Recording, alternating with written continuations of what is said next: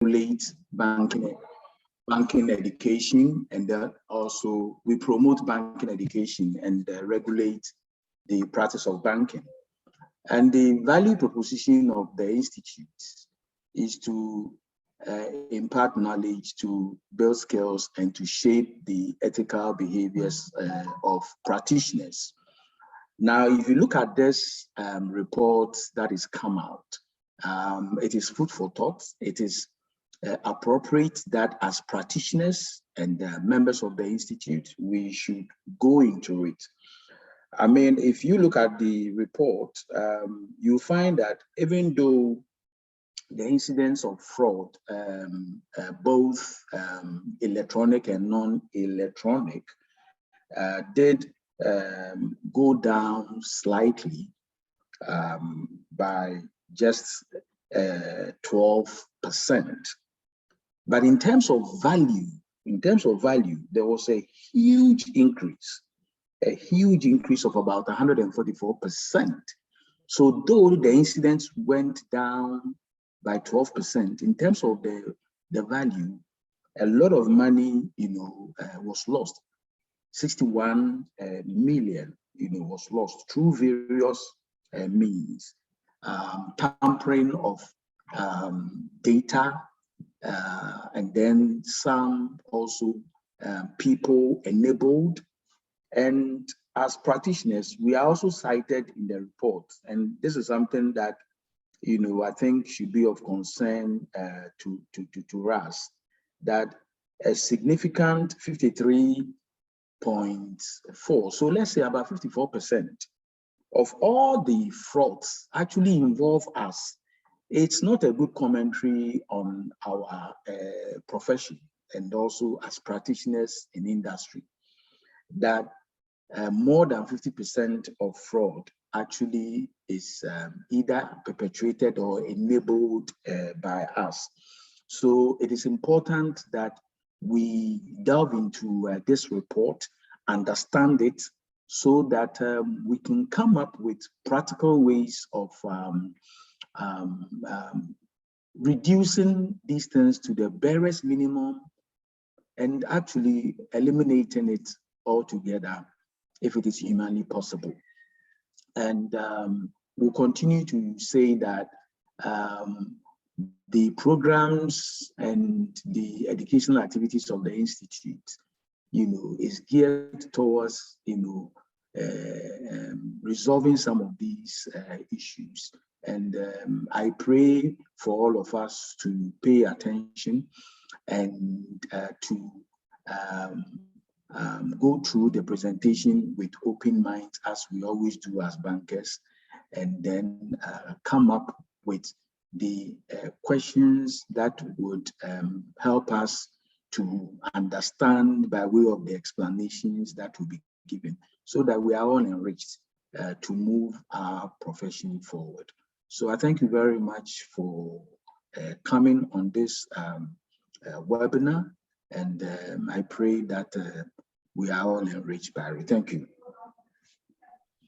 Thank you very much, Mr. Charles Ofori-Akwah, the CEO of the Chartered Institute of Bankers. We are very grateful for your time also on joining this call. At this point, I want to also invite Mr. Philip Deborah Dankwa, who is the acting principal consultant for E-Crime Bureau, to also give us a few thoughts on what we should expect from the presentation that will be delivered by Mr. Eric Kweku-Mensah.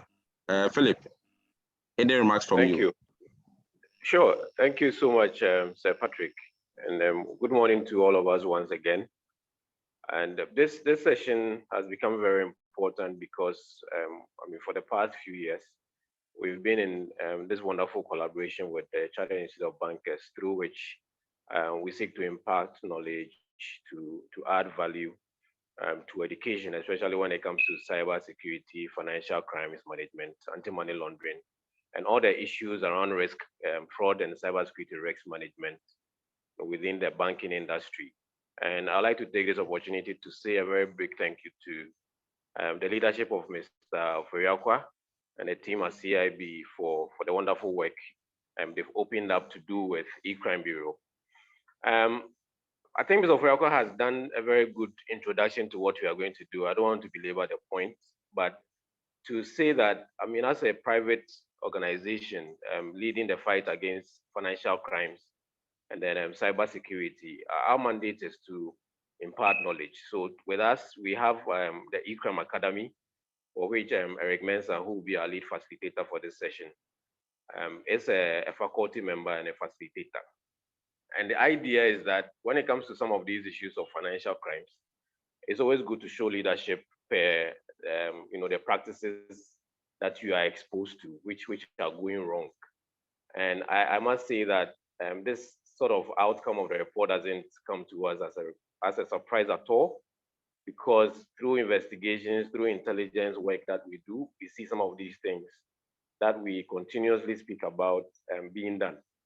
Sometimes we even do mystery shopping to see whether people are compliant with the best practices when it comes to the issues that were raised in the report, like cash suppression, like mobile money fraud, like all of the electronic transactions that that the practices allow the fraud to occur. We do some of these intelligence activities to find out whether people are really complying or not, and it would surprise you some of the things we find out, which I believe Eric will be exposing us to enhance the discussion. But one of the things that as an organization in this particular industry doing is to influence change, to ensure that we don't only rely on putting in the measures. For example, most of the financial institutions are putting in a lot of technology, but we have a very big problem because the processes and practices that revolve around the technology is what is bringing out the fraud issues. And that is what we need to really interrogate. Of course, the people factor is very key, because as Mr. Oforiakwa reiterated, more than 50% of the issues that happen rely on the people that handle the processes and the practices, which we really need to go into detail to understand why this is so and what we are doing to address the problem. And so for the objective of the webinar, we hope to provide a detailed trend analysis.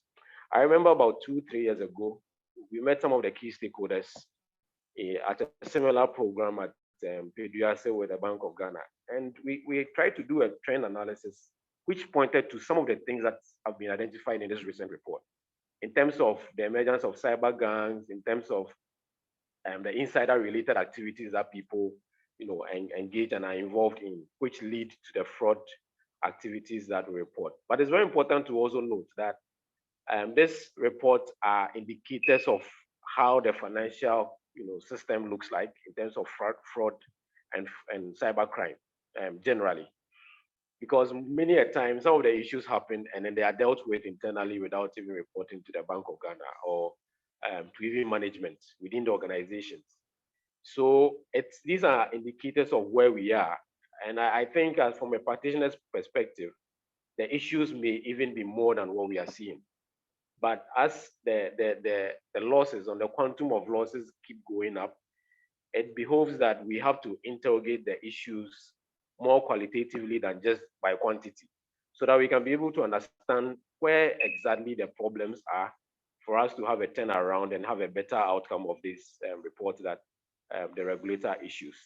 So we hope to create this platform so that we can interact, and we hope to make it very interactive, so that issues that we have also picked up from where we sit, as bankers and as practitioners, we'll be able to interrogate the issues further. And by the end of this session, we'll be able to have some ideas about what we should be doing in changing our financial fraud management strategies and controls, so that we can be able to avert the issues that keep coming up. So that is us, and we hope to have a very fruitful deliberation. Please feel free. Confidentiality will be very paramount in this discussion, so that we can curtail the fraud issues as practitioners as we go on. So that is the little remark I can make for now. Sir Patrick, over. Thank you. Thank you very much, Philip, for the insightful remarks on what we should expect in today's presentation. Before I hand over to before I hand over to Eric, please, I just want to remind all participants, please kindly let us put our microphones on mute when we join. In the course of the presentation, if you have any question, please use the chat box to bring out your questions. When you get to the Q&A and you want to also ask a question, please raise your hand. And once I see your hand raised, I'll call you in so that you ask your question. So at this point, we want to hand over the baton to Mr. Eric Kweku-Mensah, who is the lead Financial Crimes and AML at E-Crime Bureau, to take us through the presentation and analysis of the 2021 banking sector fraud report. Eric, if you are ready, you can take over now. Okay, thank you very much. Can you see my slide, please?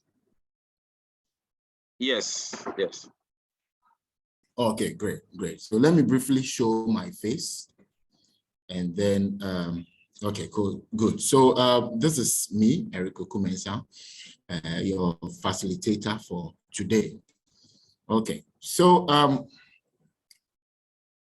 thank you very much for this opportunity. I especially want to thank the CIB for this opportunity, for this collaboration. The collaboration is growing stronger and stronger, and we hope that whatever we seek to deliver to our members is actually delivered, and the full benefit will be felt across the banking sector. I want to also reiterate the fact that please mute yourself. Sometimes if having presentations like this, you realize that things come up and then it distracts. So make sure you are on mute, like Patrick did mention. I am going to briefly look at some few things in the report, and I know some of us have read the report. Those who haven't read the report should kindly get it. Perhaps when we are done, we will see how best to push it onto the platform for you to download. In fact, today's session is going to be very brief. Like the moderator did mention, we have just 1 hour, 30 minutes. So I'm going to take my time briefly and then identify some of the strong points within the report so we can all discuss. Because I know that you are on the grounds. Majority of you on the call now are bankers. So you are on the grounds and you know what is really, really happening. Sometimes it might even be from your point. So feel free, you can also put in the chat box so that, you know, you can type your question or whatever contribution you have into the chat box. I'll be constantly monitoring that area also for feedback. Okay, so thank you very much. Let me proceed. Like the moderator and Philip mentioned, I'm Eric Kweku-Mensah. I am the lead for financial crimes and anti-money laundering at E-Crime Bureau. Okay, so basically within this 35 to 40 minutes, I am going to go through a brief introduction. You're also going to look at the statistics and trend analysis of the report. Now, you know that Bank of Ghana have been issuing this fraud reports for some time now. So we will look at from 2016 to 2021, the most recent report. What has the trend been? How are we analyzing it to make meanings on how to, you know, manage fraud within our institution? So we will look at that also. We are also going to look at an in-depth analysis of the typologies. So if they say card and ATM fraud has increased, how is it happening? Are we even really aware of the modus operandi that the criminals are using? So we will discuss certain typologies, not all of them because there are many and the time is very short. So we will discuss just some few of them that have been highlighted. Then also we will look at the major vulnerability areas that have been exploited over the years. So you realize that over the years, we keep on having fraud issues, we keep on having the attempted and then, lost and then recovered. What is the meaning? What are we to do as bankers to be able to actually block the cash out? Because sometimes you realize that the attempted is very huge, then the loss is smaller. For example, 2021, which we will be seeing soon, 2020, the loss was a bit smaller than 2021. What is accounting for that? So we are going to discuss some of these things. But I must say that, and I know we are even all aware, that as the world drives towards higher levels of digitalization, cyber crimes and financial crimes have become very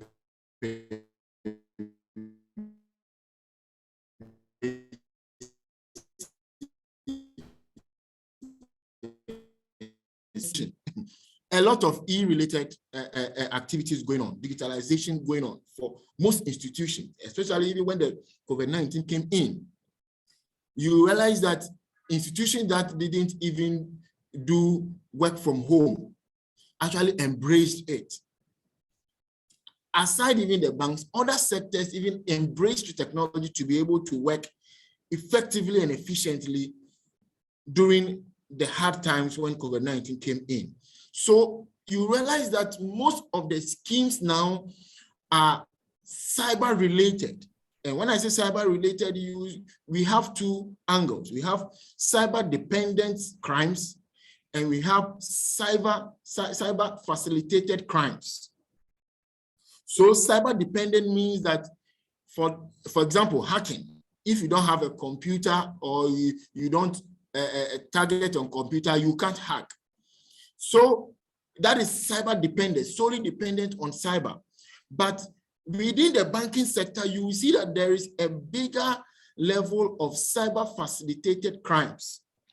That means that those crimes were in existence, but with the age of technology, perpetrators have found ways and means to leverage on the technology to better commit their crimes so that they cannot be identified or they won't be flagged. And that is the challenge that we would have to mitigate now as bankers within the country. So on the introduction, still, this fraud report is a fraud report that actually is developed by the Financial Stability Department of the Bank of Ghana. And year on year, those who have been following the trend, you realize that every year around this time, the report comes up. You see on the slides sample cover pages of some of the reports, 2021, 2020, 2019, 2018, and the rest. Usually when it comes out like this, you realize that the radio stations pick it up and they do one or two interviews, but we don't get a chance to dissect the report. And that is what we want to seek to do. Though we can't do everything today, but that is what we really seek to do. And the report looks at the overview of the fraud typologies. You know, banks are mandated to report any fraud incident to the Financial Stability Department. And when they do that, the Financial Stability Department looks at it and then, give an advice or recommendation so that the other banks will be protected. So even in their standard operating procedure, you realize that even if you don't report, if you don't have a fraud within a month, you must still report a null fraud. That is how it's supposed to be. So this report, you see that the figures that we'll be looking at are figures coming from all the sectors, from the commercial banks, from the rural banks, from the microfinance, savings and loans. They all report to the Bank of Ghana fraud that hit them.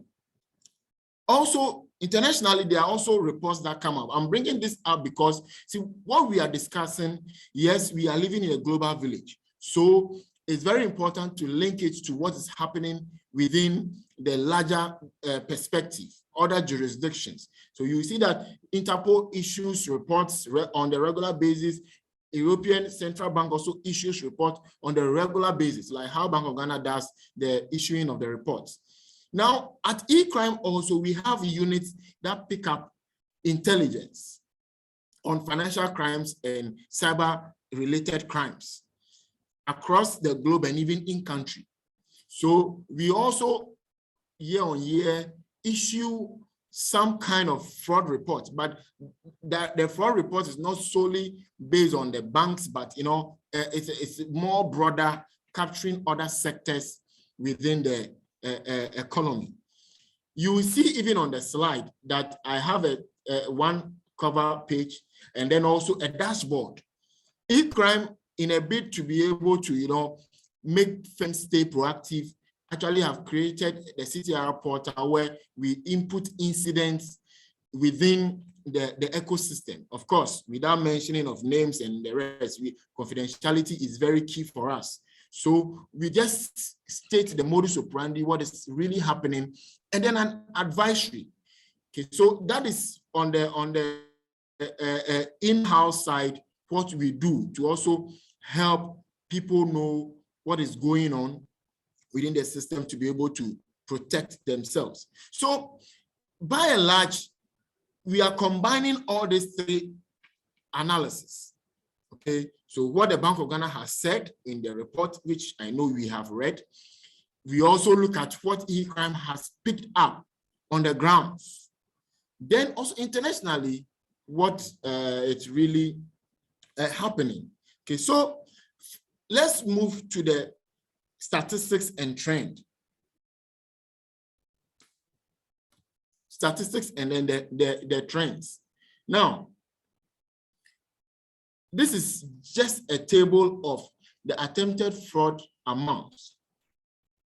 So from 2016 to 2021, the recent reports, you see that the amounts keep on increasing. We will see some charts coming up soon.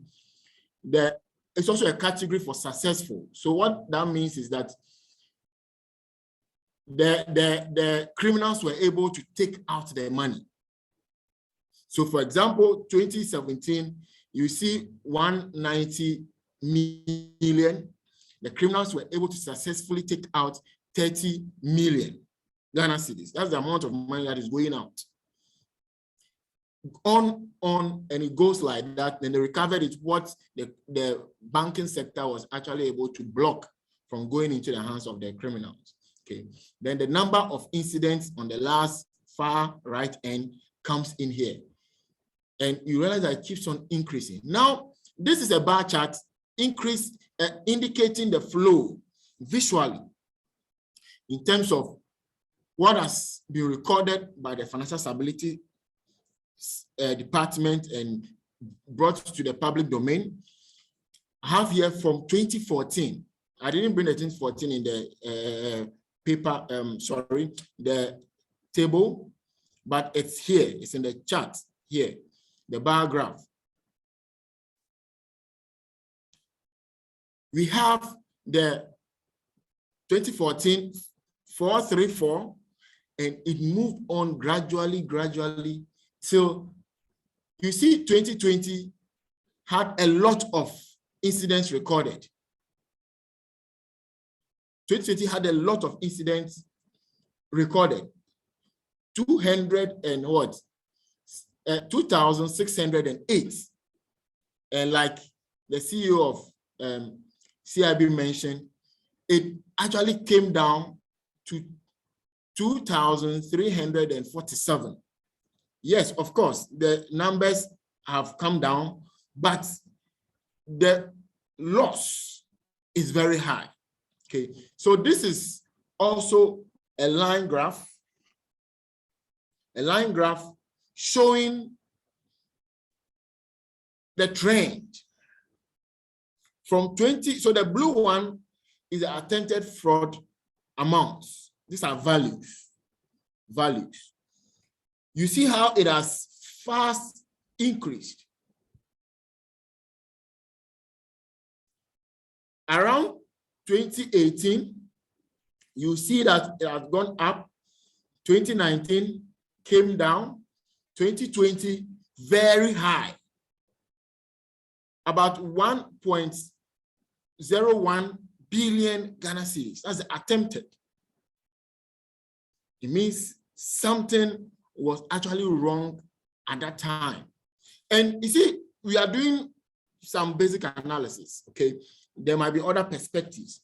But when you check the trend, you realize that in 2018, I want it to be interactive, but I want you to type in the chat box.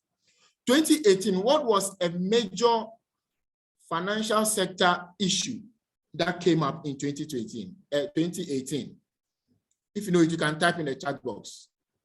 2018, what happened in this country?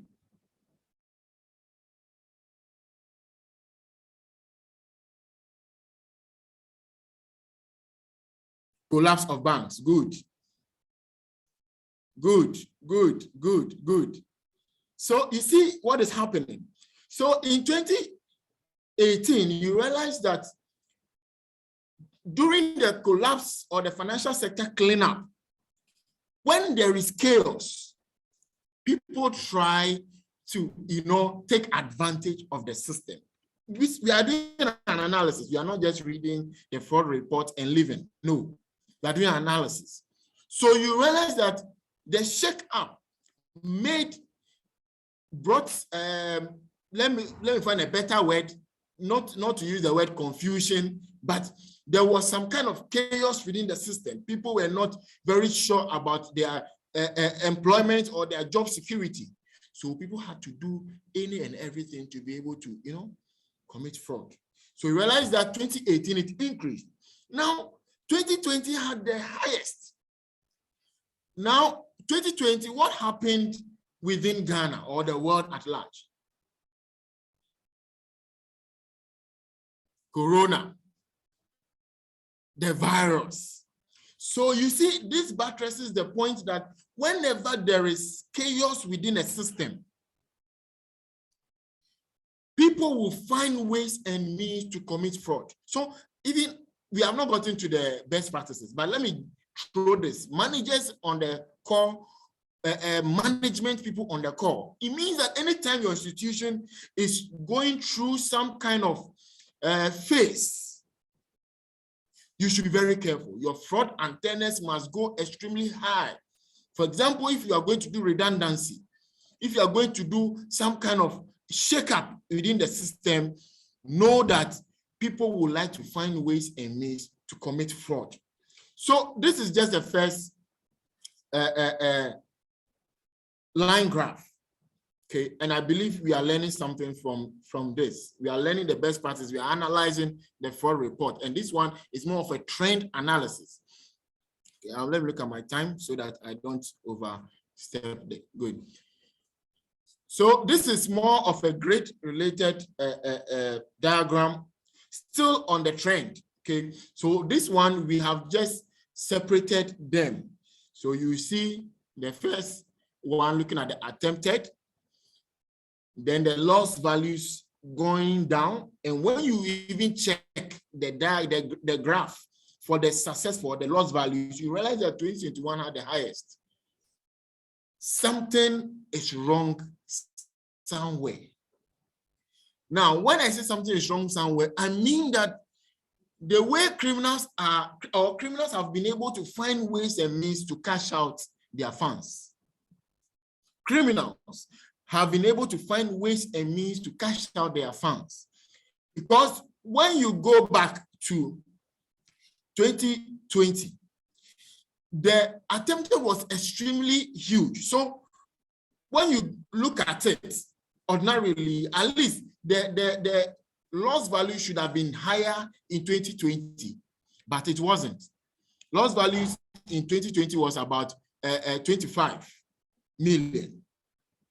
But in 2021, that even the reported ones went lower, we still had a higher amount of loss. That means these criminals have found ways and means to cash out their funds. And we would have to be very cautious or find ways and means to seal this cash out avenues.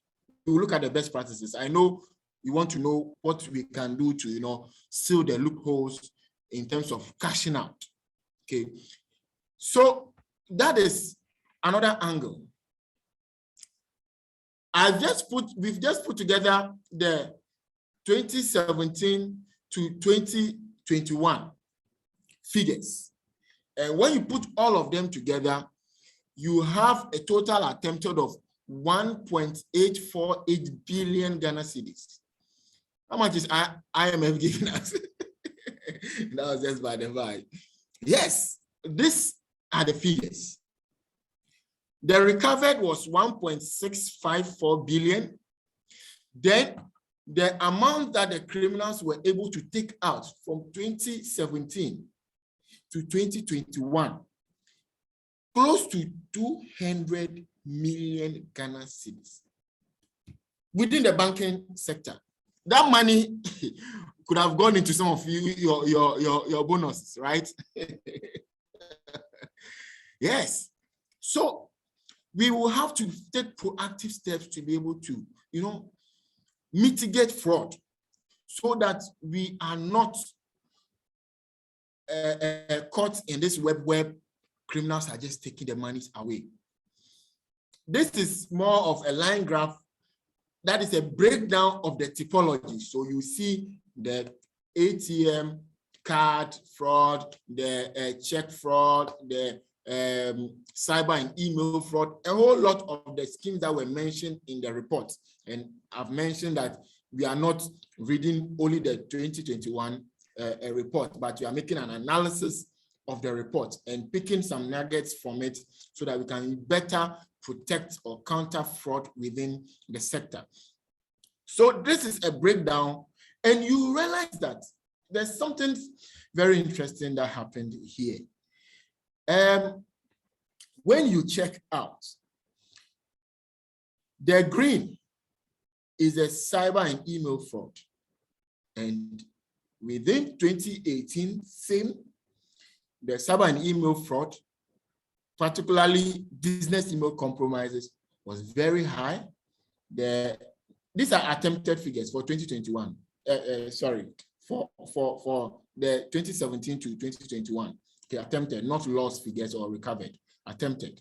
Okay, I'm using attempted because if it were to go, we would have lost money. That is why I am using attempted, so that we see the gravity of what we could have lost if the criminals were able to, cash out.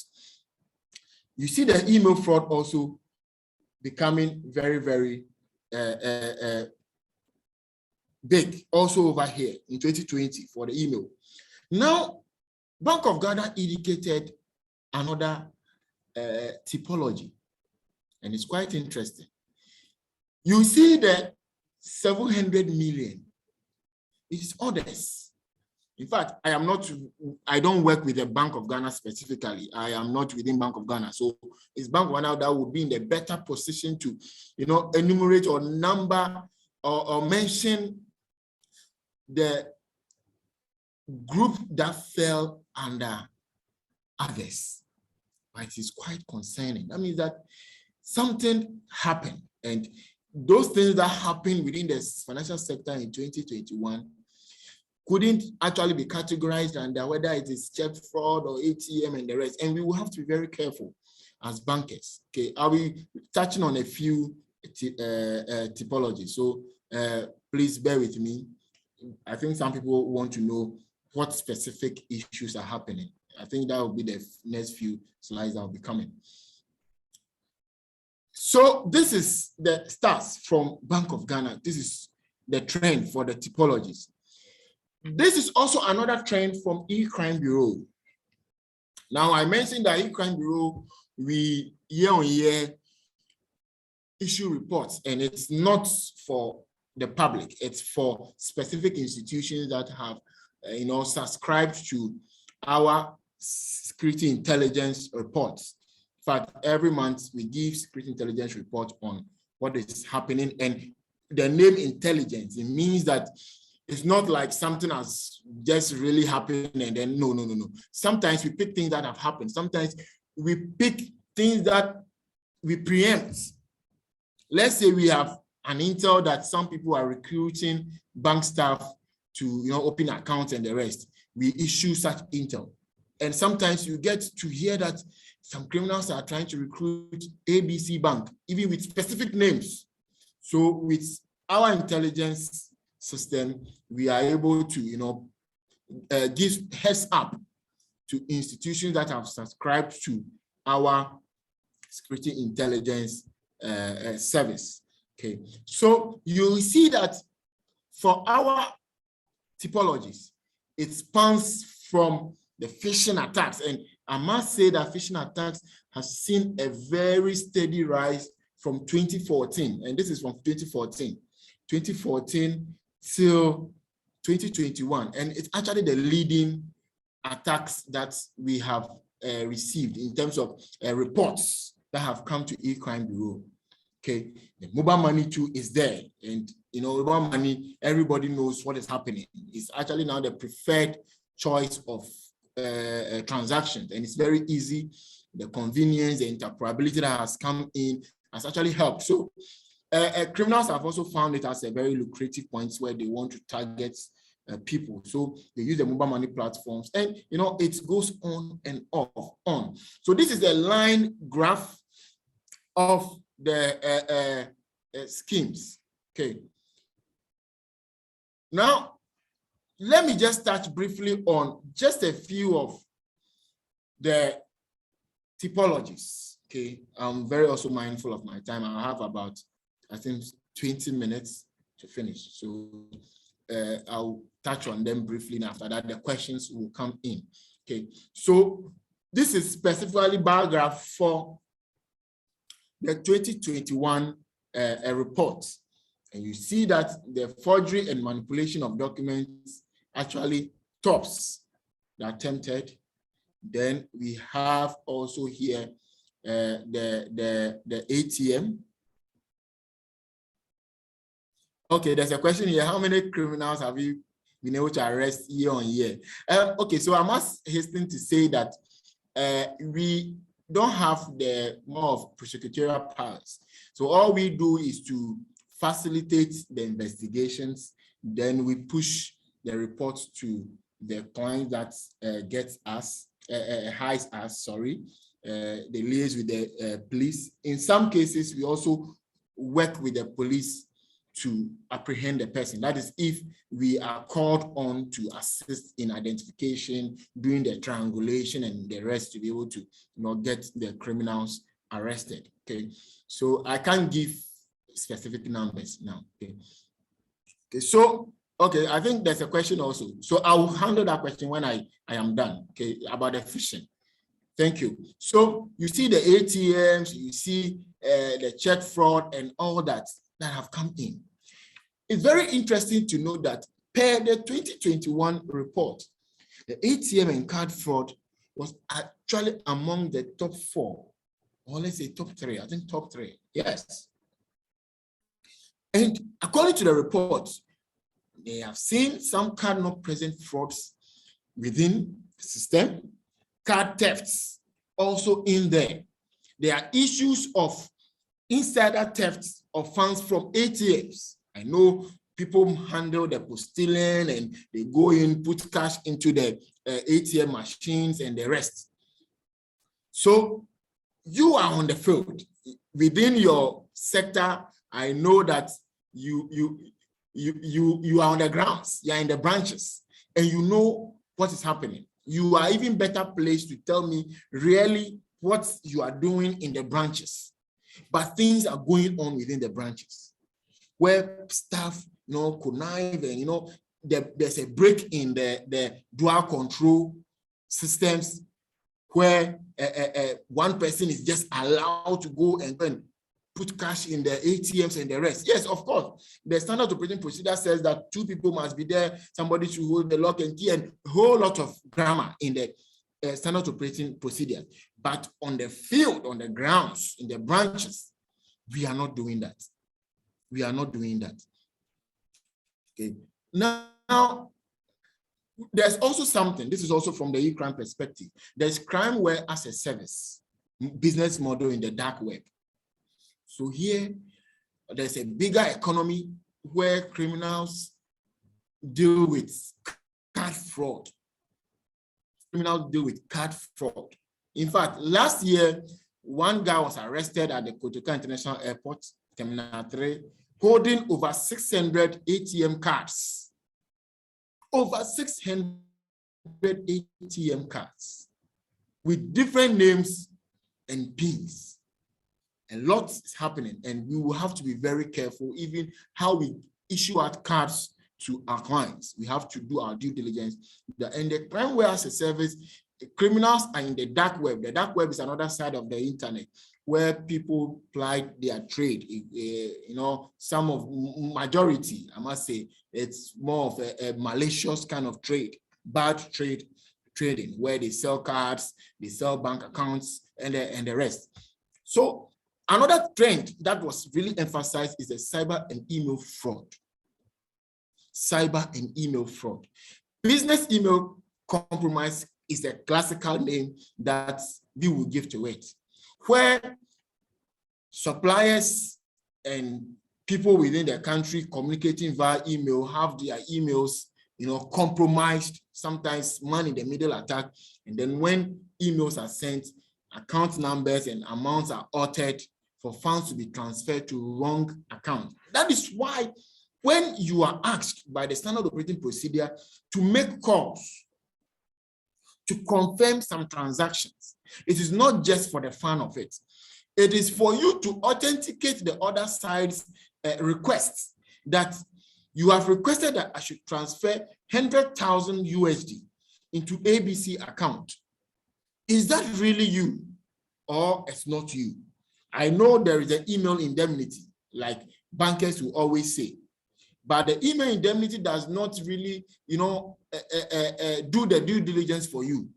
It just says that the client is mandated to, you know, send a request via email for you to respond on. So we would have to be very cautious of that. And that has been one of the major things that was seen. Okay, let me briefly touch on the check fraud. Check fraud over the years, year on year, is coming down. And I must say, because a lot of us are now subscribing to the gifts platforms, the instant pay and all those things. So it has made check fraud come down, but still there are check frauds within the system where criminals are able to get clone checks.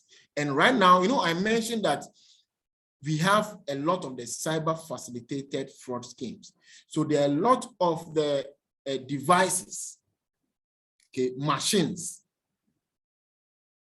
okay, that can be used to print high quality papers. So when we talk about the checks, yes, of course, the check printing houses are mandated to print the checks, but let me tell you, and this is what people won't be very frank with. When you go to some parts within the country, like Accra, Newtown, where a lot of printing houses are there, if you go in there and see the sophisticated printing machines they have, I tell you, they can print any and everything. So because of that, criminals are able to, you know, clone checks and the rest. And some vulnerabilities within the system also help in this fraud, where staff are unable to authenticate the instrument. How are you able to check the fraud, the check? Do you know the features of your own check? The signatures. Are you able to verify the signature? Have you been trained to do due diligence on the account profile? Let's say somebody is depositing amount of, let's say, 500 Ghana cedis over about 5 years. Every time 500, maximum is 1,000. Then out of the blue, you have 100,000 hit the account. Do you just allow it to go, or you raise an exception and do your due diligence? Then we have a lot in here, okay? Another major thing that was captured by the Bank of Ghana report is the fraud on the EMI, the electronic money issuers, and even the e-monies, because in a way they are linked up. where a lot of mobile money frauds have been happening. Recently, one particular bank, I know other banks were also hit because our intelligence picked all those things up, where criminals impersonated emails of institutions and sent requests for transfers to them via e-cash and, you know, a whole lot. So the long and short is mobile money is a target for the criminals. And if that is it, banks will have to be extremely cautious in terms of dealing with mobile money transactions. Okay. Before I even look at the individuals, how do we even, you know, link bank mobile money numbers to their accounts? How do we link mobile money numbers to accounts? What are the protocols in place? Okay, is it that the person comes and then brings the number? Oh, I am Eric Okumensa and I want to really, you know, link my mobile money number to my bank account. Then you do one or two things. In some cases, even within the financial sector, within the banks, you know, I mentioned we work a lot with the banks. You have an inputter add numbers to accounts, and there's supposed to be an authorizer to, you know, do the linkage as a final person to do the linkages. And you have this authorizer not scrutinizing the numbers and the accounts. All they do is they are on autopilot. So they just do link, authorize. At the end of the day, you have accounts linked to the wrong numbers, and insiders have even found ways to, you know, leverage on that to commit fraud. We were in this country where some news articles even came up. Staff of some banks, we know them. Maybe perhaps some of you are even on the call, where it came up, they linked the mobile money numbers to accounts and the rest. It's a whole lot, and we would have to be extra cautious.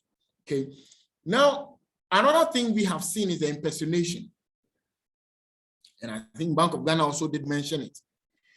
So the impersonation, be it cyber impersonation or even in-person impersonation, where we have criminals boldly walk into banks and tell them they are coming from ABC Telco and they want to help them to do reversal of funds, teach them how to do a whole lot of things. And staff, non-compliant, negligent staff, just say, oh, okay, let me do for you. Then instead of following through the right channel, and I believe after a couple of hits within the system, some banks have actually learned the lesson to, you know, put a caution, and then staff are also really alert nowadays. Okay. Aside that, the individuals also face a lot of, you know, face a lot of the scams, criminals calling to, you know, impersonate and say, oh, they are calling from this and that, your account has been blocked, they want to help you. A whole lot of issues. One of the epic frauds that was narrated to us is that it's still mobile money. A criminal was able to convince somebody in this country here. The person didn't have money on her wallet, but a criminal was able to convince the person to even borrow money from quick loan to transfer from to him. This is something, it's out of, hey, you don't have money, but a criminal was able to social engineer you to even borrow money from the quick loan or express loan, they call it, to transfer to him or her. So, ladies and gentlemen, these are some few issues within the system. Now, another bigger chunk of the frauds that was recorded within 2021 was the forgery and manipulation of documents. Ladies and gentlemen, I did mention that right now there are a lot of devices that can print high quality documents. People can even print seals. So when someone comes to you, you're opening an account and they bring a Registrar General's document or court document or whatever document. You don't just look at it on the face of it. You have to interrogate it. because sometimes even the fake one might look more genuine than the genuine one. So on the onboarding, they bring the fake IDs, and I'm hoping that with the coming on board of the Ghana card, at least the fake IDs issues will be mitigated. And, you know, yes, of course, it might not be 0%, but at least we will be able to counter it a bit. Fake residence documents, fake utility bills, fake resolutions from boards and the rest, signatures and the rest. In terms of even the recruitment, the HRs on the call, how do you do your recruitment? Because there's a lot of fake certificates within the system. All they will tell you is that they did their course online. Yes, we are not saying that online courses are not genuine. Right now, you can be here and do masters online. But what we are saying is that make sure you verify, do your background checks. And I think it's even one of the recommendations. Testimonials, best search, affidavits, people bring all these things on board, you know, just to defraud. Then for the loans also, the loan officers on the call can even attest to that, where people bring fake statements. And even sometimes, and we are practitioners, so we will say it as it is, staff find ways and means to assist outsiders to, you know, produce bank statements just for loan somewhere or just for, it's very bad, okay? Now, another aspect is the manipulation of negotiable instruments.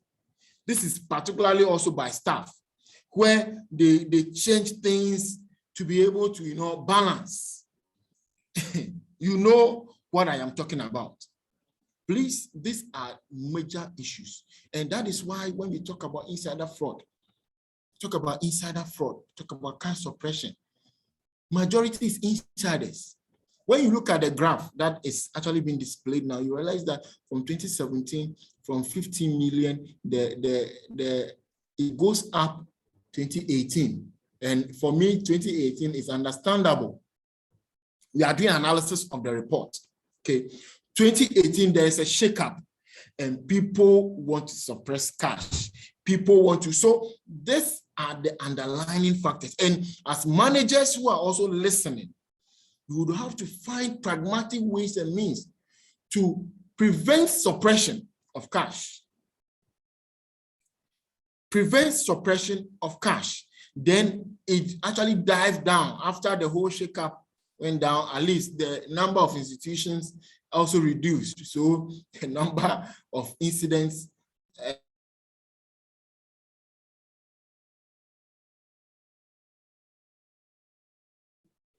and for us, one of the analysis that we can make, or how we can attribute this to the downward trend of the cash suppression is that in 2020, you all realized that there was COVID-19 and there was work from home. Most of the institutions were rationing staff.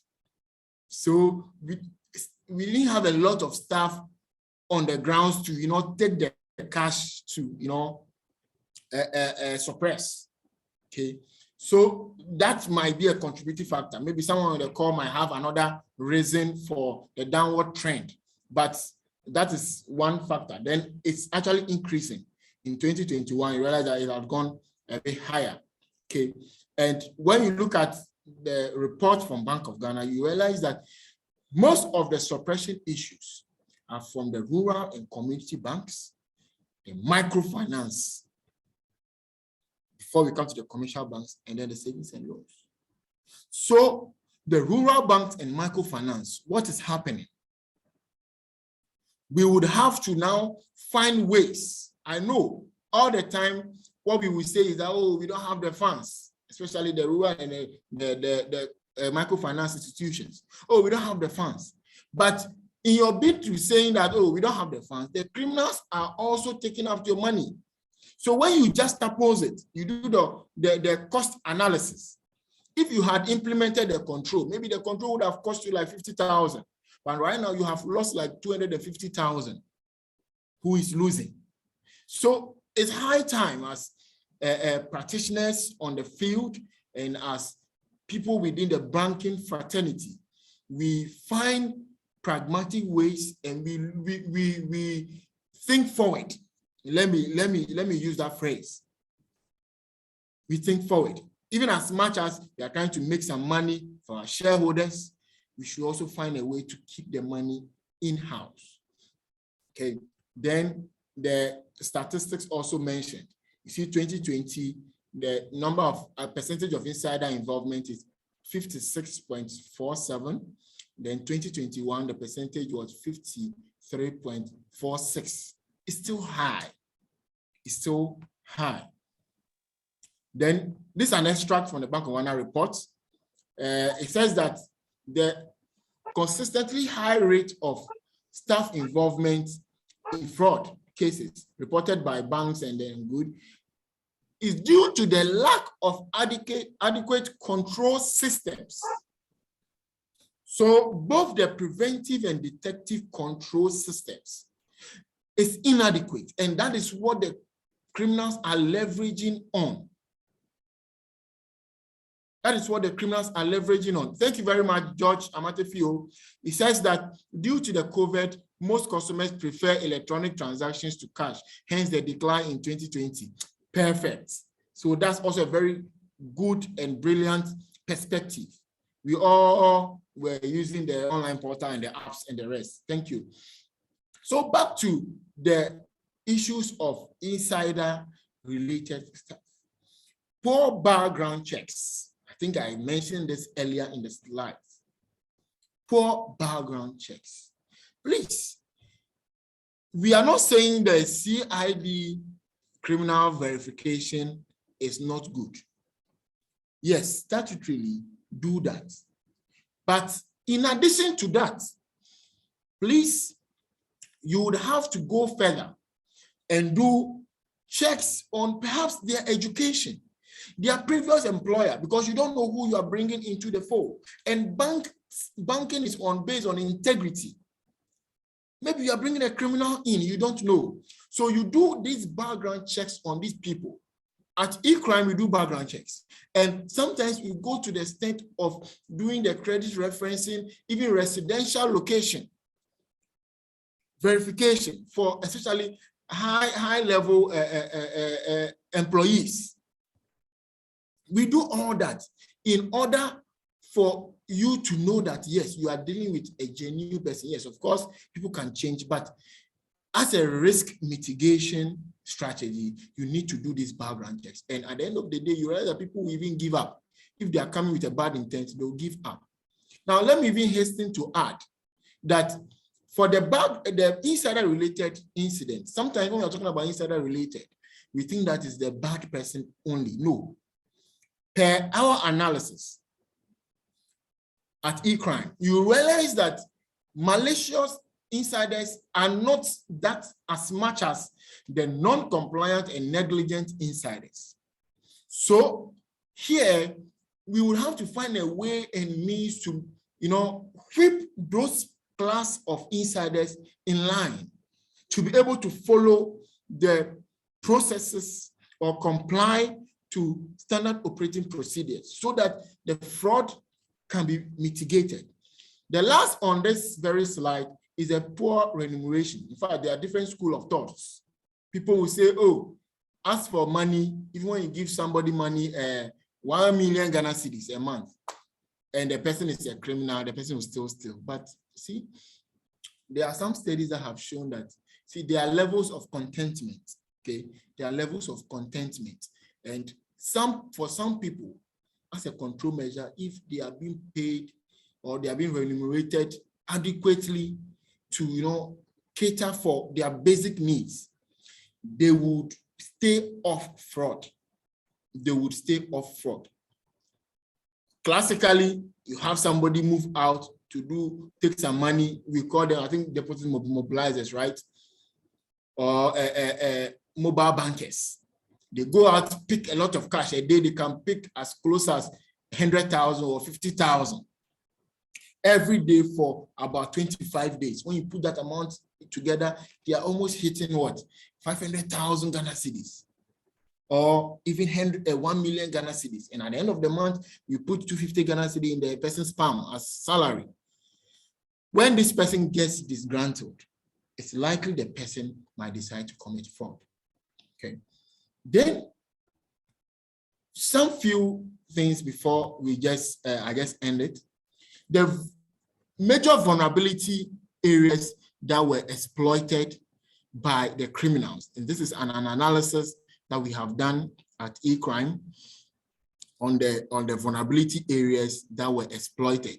And I must say that we found out that the onboarding issues, there were some vulnerabilities within the onboarding. So loopholes in account opening procedures, the use of fake documents, the gaps in the mobile banking, mobile number enrollment on the platforms, and then even malicious insiders being involved in the onboarding process.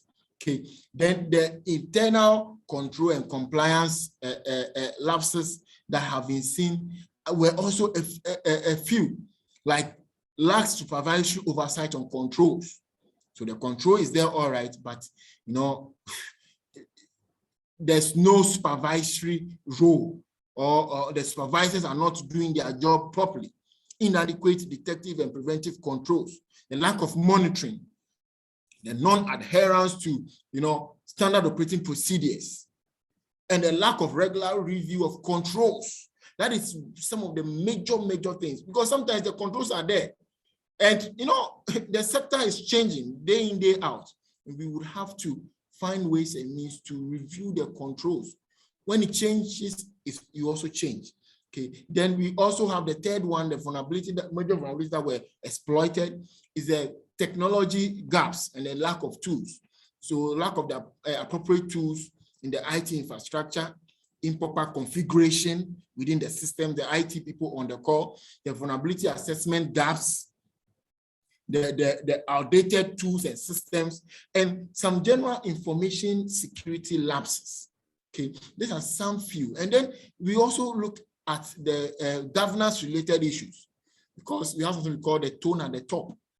Okay, poor corporate governance structure is also a contributory factor to some of the frauds that are happening within the system. Abuse and manipulation of the system. Sometimes people know the system very well, so they find ways and means to manipulate the system. The lack of appropriate policies, like the fraud policies and the AML policies, the anti-corruption policies, and some institutions lack all those policies. Okay, so it's very true. The governance is really important. The tone at the top, the ethical issues, okay, must strictly be looked at. Then the awareness gap. In fact, for the awareness gap, I think we all know about it. We will have to be trained. If I'm to do a quick poll over here, how many have done anti-fraud fraud trainings within their institutions? I'm not sure how many will raise up their hands, or the anti-bribery and corruption training, AML trainings. I don't know how many will raise their hands. Even the fintechs over here, you need such trainings. You need the AML trainings. Okay. Then the awareness gap, I think that it's self-explanatory. Okay, poor training, and even the awareness gap also goes deeper into your customers. You need to educate your customers. And then lack of the intelligence. See, to fight fraud, you must fight it with intelligence. Okay, so I think that by and large, the advisories are many, but the few that have been indicated here on the corporate level, there should be that development of effective fraud risk management program for your institution. Whether you are a bank on the call, whether you are a fintech on the call, whatever institution you are in here, you should develop that effective fraud risk management program, okay, to help yourself up. Then the comprehensive fraud risk assessment on the product is also very important. So you do assessment on your product and your services. See where the loopholes are. See where the insiders or criminals can exploit, then you are able to seal it. They're adhering to Bank of Ghana's Information and Cyber Information Security Directive. This is a directive that has a lot of things, very loaded. Managers on the call, please go and take this directive, read it very well, and try to adhere to the directive. Then training for staff, both technical and awareness trainings. So awareness for the front lines and the back office and the rest. Then technically, those who are managing the systems, the compliance team, the risks team, the audit team, and the IT teams, you need to train them to be able to open their eyes to see when something is really going wrong. Investing in fraud management technology solutions is also very, very important. Background checks cannot be overemphasized. Using intelligence approach to stay proactive. So that is something that we are yet to do as banks, and it will help a lot. Develop and implement anti-fraud policy, implementing a strong AML CFT regime, and then customer education. For the individuals, I think we have heard a lot of the individual issues where verification of all links, complying with SOPs, proper password management, verifying all transactions. You see, there will be a lot, but I must say that we have to be very vigilant at our job. Wherever place you are, please be very vigilant. Be security conscious always. When you're handling a transaction, rank it as 100% fraudulent, then begin to do your due diligence. And as your due diligence gives you positive, then you bring that ranking down and then serve your customer. So forecast for 2022. In fact, we are even in the middle of 2022. Some of you might have seen some of these things manifest. Okay, so increased attacks on digital channels for financial transactions, increase in online identity and mobile device identity thefts. We have seen the account takeover issues that are happening now, right? Yes. In fact, it's actually predicted.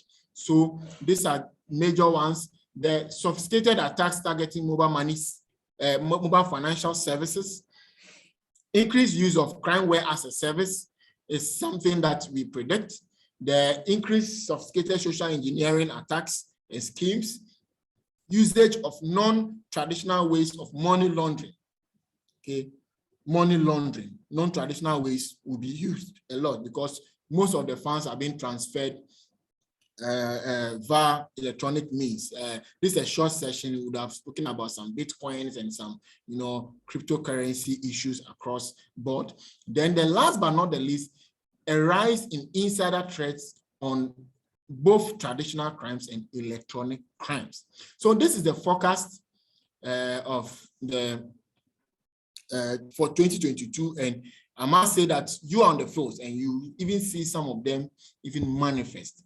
So to end the analyzed slide, I am the lead for the financial crimes and anti-money laundering, and there's a lot of services around. In fact, most of the things that we have spoken about, we are able to assist institutions do them at a very, subsidized cost.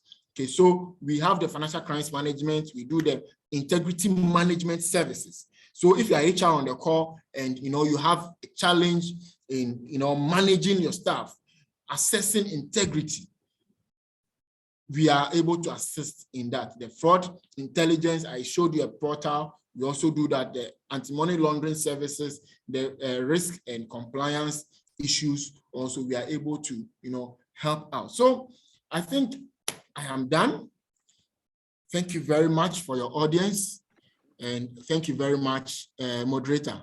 I know I've passed my time for, I think, about 10 minutes there, about apologies. Yes, sir. Yes, sir. Yes, sir. Thank you very much, Eric, for such an insightful delivery. I think that looking at what we wanted to cover, I'm not sure the 1 hour 30 minutes will be enough. This may be part 1. I'm sure we'll have to plan for part 2, where some of the issues that we touched on will delve deeper to understand it. So I'm sure in the coming days, we should be working around a part 2 of this particular session. I had a few questions that I wanted to bring on board, but because of time, I want to move the questions to our audience, our participants to ask the questions. If you want to ask your question, as we said from the beginning, you kindly raise your hand or use the chat box. Those who have sent their questions in the chat box will answer them. Those who have also raised their hand will pick them one after the other. But we want to, first of all, apologize for our colleagues who are not able to join the call. We had a little bit of a challenge with the Zoom application, so some are not able to join. But the good thing is that the session is being recorded. Once we are done, we'll upload it on our platform and we'll share the link with everybody, including those on the call. So we want to just, first of all, apologize for that inconvenience. So at this point, we want to take the questions. I see Martin. Martin has his hand up. Martin, if you can hear me, kindly unmute and ask your question whilst you prepare to take some of the questions from the chat box. Martin. Okay, so I think his hand is down now. Dr. Yao Jimalabi. Please, Doc, you can unmute and ask your question now.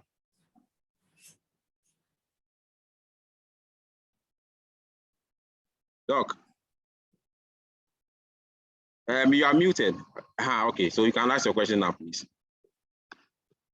Yeah, my question rests on one of the recommendations that the presenter made on checking, verifying links in your emails. It's a very important area. I'm just wondering, how does the public get educated on this area? Because sometimes you receive messages from the banks.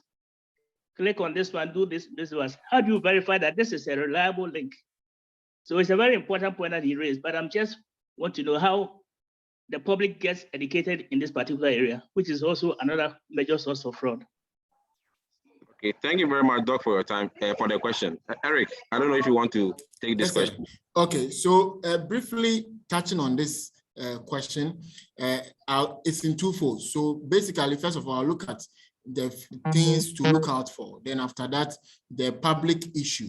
Okay, so the things to look out for generally, I think on the institutional perspective, institutions would have to put in place some filtering mechanisms, okay, on the email system, so that if there's a phishing link sent to your email, it will be quarantined. That is on the technology front. Then for you, the staff who receive such emails, please, the rule is if you are not expecting any email from an institution with a link, especially, do not click on the link. If you want to click on the link, please verify from, if it's a bank, especially, verify from your relationship officer or relationship manager. Okay. Another technical one is that sometimes these phishing links don't come with secured web links like HTTPS. This is a bit technical though, but you see HTTP and there is HTTPS. Okay, these are some technical things to look out for. And the second bit in terms of the public, of course, e-crime has a corporate social responsibility where we regularly do these webinars, like we have actually collaborated with CIB to do. We also use the radio and then other social media platforms to educate the public. But I must say that the banks would have to do more and more. The banks would have to do more and more. Sometimes you can send emails to your staff, to your clients. You can send text messages to your clients to keep them woke in terms of some of these email or links issues. Because most of the business email compromises we have seen, most of them originate from clicking on emails, even on our phones, WhatsApps, the social media platforms. Oh, recently you see that Google is celebrating some anniversary, click on this. All these things, we do not have to click on them. Thank you very much. I hope I've addressed your question. Okay, thank you very much, Eric, for that. Mary Asariabua. Please, Mary, if you can hear me, kindly unmute and ask your question. Then from Mary, we'll go to the chat box. Yes, thank you very much. And my question is also in the chat box. So when you see, you don't have to read it again. Eric, thank you for your very insightful delivery this morning. Now, there were issues about awareness, and you didn't actually touch on it. You just mentioned Bitcoins. Now, for financial institutions to be aware, actually to have a more preemptive position rather than things happen and then after that you get to know what's going on. May I request that you share some of the dangers related to this Bitcoin and its related transactions? Thank you. Thank you very much. Thank you very much. Okay, so just to briefly touch on Bitcoin, because it's also a very interesting phenomenon, and as people within the financial sector, there's a need to know about it. Otherwise, we'll be caught off guard. So it's more of a cryptocurrency, and cryptocurrencies in Ghana here is not actually being sanctioned by the Bank of Ghana or any regulatory organization. So first of all, to engage in cryptocurrency like Bitcoin, know that you are doing it in your own accord. And if any risk comes in, you solely bear the risk. Okay. Nonetheless, we have people within the country that are using such platforms, and it's a cryptocurrency. So it's, how do I call it? It's not bounded by Ghana's CD. No. It's, they convert it into specific currencies. So you can have 0.0000246 Bitcoin.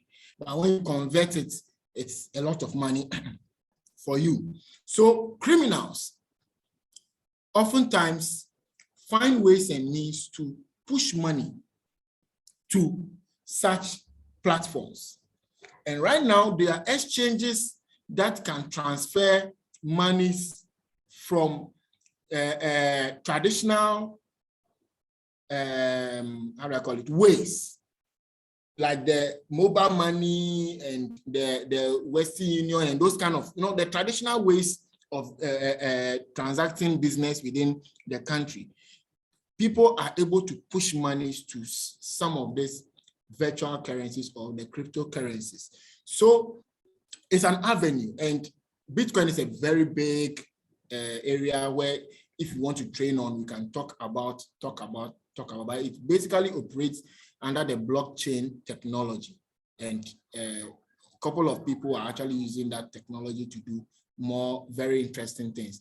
And I must say that even in I think last 2 years, when there was a colonial pipeline attack in the US, the criminals demanded the ransom to a Bitcoin account. So it means that criminals are also using that platform. I must say that Bitcoin has actually grown over the years, and the law enforcement agencies have found ways, to also apprehend people, to get people behind accounts with higher levels of technology. So thank you very much, Mary. Thank you very much, Eric. I think I don't see any hand now and any question in the chat board, but I have this question. Why is it that the fraud relating to more money is quite high? When you look at the report, it's about 90.14%, the success rate. What's accounting for this particular stat when you look at all the other areas, considering what we are getting from more money fraud? Okay, thank you very much, Patrick. So I must say that, see, criminals use jurisdictional culture to commit their crimes.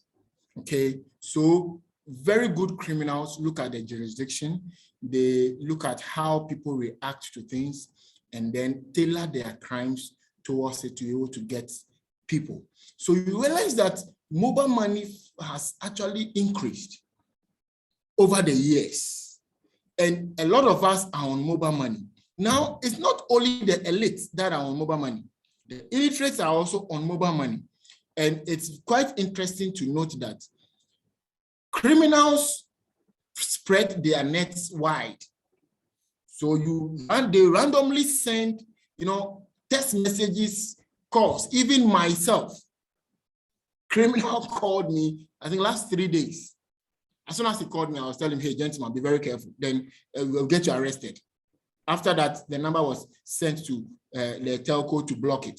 So they call any and everybody. Now, it is the onus lies on the individual account holder to protect him or herself.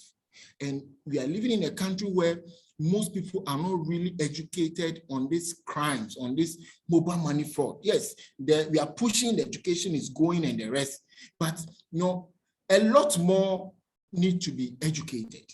So the criminals target those angles, and let me tell you, they get them easily. Even sometimes literates, people who have actually, gone to school and the rest, very knowledgeable, but they fall prey to mobile money fraud and scams. Not only the individuals, even the merchants, the super agents, the banks also still fall prey to some of this. So that is one of the reasons. And cashing out is 90% because cashing out is very easy. You go to the vendor, and right now, I thank God that we are using the Ghana card, and coming on board with the Ghana card would help a lot mitigate it, because a lot of people just register SIMs randomly, use it for fraud, and then throw the SIM away. So that is one of the reasons why the percentage has gone very high. When you look at the number of incidents recorded, it was over 12,000. Over 12,000 incidents that were reported, and even that one is reported. Let me tell you, a lot of the incidents are not reported. So that is the major reason why. Thank you very much. Okay, thank you very much, Eric. I think let's take this last question from Patrick. He says that, can you please share more light on phishing attacks that is on the rise these days? I mean, phishing attacks, that's what he meant. Okay, good. Thank you very much. So I must say that phishing has taken different angles. In fact, phishing is part of a broader terminology called social engineering. Okay, so we have the phishing, we have the vision, we have the smishing, SMS phishing. Okay, now aside the unsolicited emails we get on our emails, we also are inundated with social media links. Okay, social media links, we are there, and then you get a link onto your platform that, oh, ABC Bank is dishing out cash, or there's a promo. So click here to what? Get your price. So that is what has actually increased. And in fact, yesterday, those who are on LinkedIn, you see that e-crime posts a lot of things. Even personally, I also even post things on LinkedIn. And you realize that there was a comment even about the recent Guel phishing link that was circulating. So there are a lot of these phishing links, and they take different ways. We also even witnessed one where the criminals actually try to embed their links in icons. Okay, so that's the level of sophistication that we are seeing. Then I think there's a question also, how can individuals prevent their WhatsApp numbers, okay, from being taken over by hackers? Okay, I get it. The WhatsApp number takeover. Yes, this is also something that we have seen a lot. Day in, day out, our bureau or our outfits gets a lot of calls. My WhatsApp account have been compromised. What do I do? Now, first off, you have to take the preventive approach. And the preventive approach is that set up a two-step verification on your account. Two-step verification. So you go to your settings, go to your accounts, go to your privacy, and you see two-step verification. Add your email, add your number. That is a preventive posture. Then the detective posture is that you are there and someone contacts you and say that, oh, please, you receive a 6-digit code on your WhatsApp. We are actually creating a group for bankers, or creating a group for your church, creating a group for your old students association. So in order to harden the security of our group, when you receive that 6-digit code, kindly transfer to me. That is straightforward fraud. The person wants to take over your account. Please do not share your PINs or your 6-digit code with anybody at all. okay, is very, very important. Otherwise, your number will be taken over. Thank you very much, Patrick. Okay, thank you very much. I said that was the last one, but I see a hand up. Yeah. Is it Gaitin? Gaitin. Please, if you can hear me, kindly unmute and ask your question. Okay, thank you so much for the opportunity. So last week, I went to withdraw money from my Momo account, and the agent did not request for my Ghana card number, but he was able to do the withdrawal for me. So unfortunately, I didn't ask him, but I was just thinking, how is it possible that he did not take my Ghana card and then he was able to do the withdrawal? Could it be that he has used his own card, or the system is not able to check if the card number is right or wrong? Okay, thank you very much, Gaitin. I think that this is something that we have to look into because I know, or we know, that anytime systems are deployed, anytime there is a new directive, people try to circumvent directives. And this is something that even we have picked, our intelligence operatives have picked up on the grounds, where criminals want to find ways and means to, complete transactions without the use of the IDs that have been prescribed. And it will be looked into. When I give a comment on this, I might be, I might hasten to give an inconclusive comment on what actually transpired, okay, on the grounds. But it's something that we should all take note of. And we can pick a cue from this, especially for bankers on the call. We know that you must present the Ghana card, then the verification happens before transactions are done, even within the banks. I know that people, especially even staff, non-compliant staff, will want to find ways and means to circumvent the system. So please, management, supervisors on the call, let your eyes be on the ground. Pick intel. This is something we call intel. Pick intel on what your staff are doing, whether they are trying to circumvent the directive that has come up from the Bank of Ghana and then the National Ministry of Communications and Digitalization. Thank you. Thank you very much, Eric, for your time and for the insightful presentation. We are grateful for your insight and for the partnership that you have with the Chartered Institute of Bankers. We know that this is just the beginning of a series of similar engagement with our practitioners and our members. So once again, we are grateful and we are thankful. But to end the session, I want to give the CEO of the Chartered Institute of Bankers, Mr. Charles Furiakwa, the floor now to give us his closing remarks. Thank you very much, Patrick, and thank you, Eric, for a seminar paper that you have delivered to try and bring some clarity to this report. From the report and from the expose that you've also done, it's clear that the issues are technology related, but also very much human related.